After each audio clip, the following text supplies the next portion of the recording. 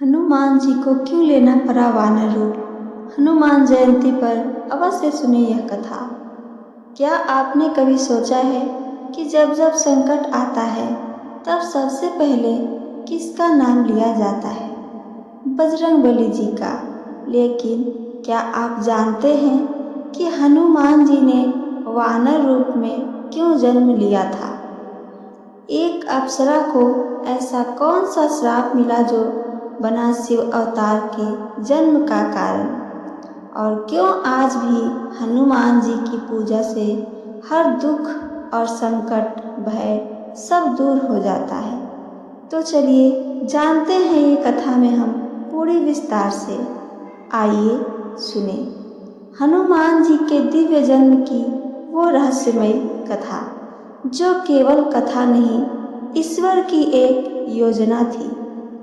एक ऐसी लीला जो बताती है जब प्रेम, भक्ति और तप एक हो जाए तो स्वयं भगवान भी धरती पर अवतरित हो जाते हैं।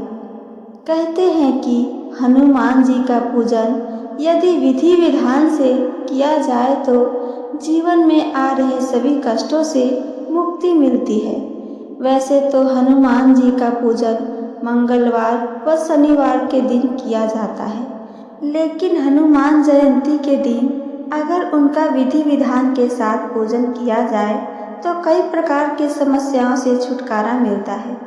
हर साल चैत्र माह की पूर्णिमा तिथि के दिन हनुमान जयंती मनाई जाती है और इस बार यह पर्व 12 अप्रैल 2025 शनिवार को मनाया जाएगा। ऐसे में कई लोगों के मन में सवाल जरूर आता होगा कि आखिर हनुमान जी ने वानर के रूप में जन्म क्यों लिया? तो आइए जानते हैं इसकी वजह और इसके पीछे की पौराणिक कथा। वानर रूप में क्यों आए हनुमान जी? पौराणिक कथाओं के अनुसार माता अंजनी अपने पूर्व जन्म में इंद्रराज के महल की अप्सरा थी और उनका नाम पुंजी कस्थला था। वह रूप में आकर्षक और स्वभाव से काफी चंचल थी और अपनी इसी चंचलता के कारण उन्होंने एक बार एक ऋषि के साथ अभद्र व्यवहार किया। तब ऋषि ने क्रोधित होकर उन्हें श्राप दिया कि तुम अगले जन्म में वानरी का रूप लोगी। इस श्राप को सुनकर अप्सरा दुखी हुई और ऋषि से क्षमा मांगने लगी। फिर ऋषि ने उन्हें क्षमा करते हुए कहा कि तुम्हारा वानर रूप परम तेजस्वी होगा और तुम एक यशस्वी पुत्र को जन्म दोगी। तपस्या में लीन ऋषि ने के श्राप मिलने के पश्चात एक दिन पुंजी कस्थला से इंद्रदेव ने मनचाहा वर मांगने के लिए कहा। तब पुंजी कस्थला ने इंद्रदेव से कहा कि यदि संभव हो तो वो उसे ऋषि द्वारा दिए गए श्राप से मुक्ति प्रदान करे। इंद्रदेव के पूछे जाने पर पुंजी कस्थला ने बताया कि मुझे प्रतीत हुआ कि वो ऋषि एक वानर हैं और मैंने उन ऋषि पर फल फेंकना शुरू कर दिया, परंतु वो कोई साधारण वानर नहीं अपितु परम तेजस्वी साधु थे। मेरे द्वारा तपस्या भंग होने के कारण उन्होंने मुझे श्राप दिया। जब भी मुझे किसी से प्रेम होगा तो मैं वानर का रूप धारण कर लूंगी। मेरा ऐसा रूप होने बाद भी उस व्यक्ति का प्रेम मेरे प्रति कम नहीं होगा।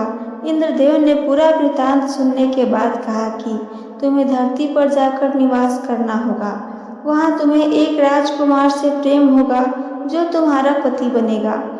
विवाह के पश्चात तुम शिव के अवतार को जन्म दोगी और फिर तुम्हें इस श्राप से मुक्ति मिल जाएगी। इंद्र के वचन सुनकर पुंजी कस्थला अंजनी के रूप में धरती पर निवास करने लगी। उसे वन में एक बार एक युवक दिखा जिसकी ओर आकर्षित हुई। जैसे ही उस युवक ने अंजनी को देखा, अंजनी का चेहरा वानर का हो गया। अंजनी ने युवक से अपना चेहरा छुपाया।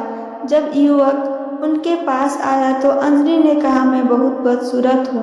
परंतु जब अंजनी ने उस युवक की ओर देखा तो वो भी एक वानर रूप ही था। उस युवक ने बताया कि मैं वानर राज केसरी हूँ और जब चाहूँ तब मनुष्य रूप धारण कर सकता हूँ। दोनों को एक दूसरे से प्रेम हुआ और वे विवाह के संबंध में बंध गए। कुछ समय पश्चात जब दोनों संतान सुख से वंचित रहे तब अंजनी मातंगी ऋषि के पास पहुंची और अपनी पीड़ा बताई। तब मातंग ऋषि ने उन्हें नारायण पर्वत पर स्थित स्वामी तीर्थ जाकर 12 वर्ष तक उपवास करके तप करने के लिए कहा। तब एक बार वायुदेव ने अंजलि की तपस्या से प्रसन्न होकर वरदान दिया कि तुम्हें अग्नि, सूर्य, सुवर्ण, वेद वेदांगों का मर्मज्ञ और बलशाली पुत्र प्राप्त होगा। यह वरदान प्राप्त होने के पश्चात वे शिव जी की तपस्या करने लगी। तब शिव जी ने प्रसन्न होकर उन्हें वरदान मांगने के लिए कहा। तब अंजना ने ऋषि द्वारा मिले श्राप के विषय में बताते हुए कहा कि इस श्राप से मुक्त होने के लिए मुझे शिव के अवतार को जन्म देना है, इसलिए कृपया आप बाल रूप में मेरे गर्भ से जन्म लें। शिव जी ने अंजनी को आशीर्वाद दिया और अंजनी का गर्भ से बजरंगबली के रूप में शिव जी ने जन्म लिया। अंजनी पुत्र होने के कारण हनुमान जी को आंजनेय भी कहा जाता है। हनुमान जी का वानर रूप में अवतार होना कोई साधारण घटना नहीं थी, बल्कि यह एक ईश्वरीय योजना थी जो कई जन्मों और तपस्याओं से जुड़ी हुई थी। माता अंजनी को पूर्व जन्म के श्राप ने अगले जन्म में वानर रूप लिया, लेकिन उस श्राप में भी ईश्वर की लीला छिपी हुई थी ताकि वे शिव के अंश को जन्म दे सकें। हनुमान जी का जन्म इस बात का प्रतीक है कि चाहे जीवन में कितनी भी कठिनाइयाँ क्यों न आए, यदि हम सच्चे मन से तप, प्रेम और भक्ति करें तो स्वयं ईश्वर हमारे जीवन में प्रकट हो सकते हैं। उनका जन्म त्याग, तपस्या और आस्था से जुड़ा है और यही हमें सिखाता है कि समस्याएं चाहे कितनी भी बड़ी क्यों न हो, ईश्वर पर विश्वास और सच्ची भक्ति से हर बाधा दूर हो सकती है।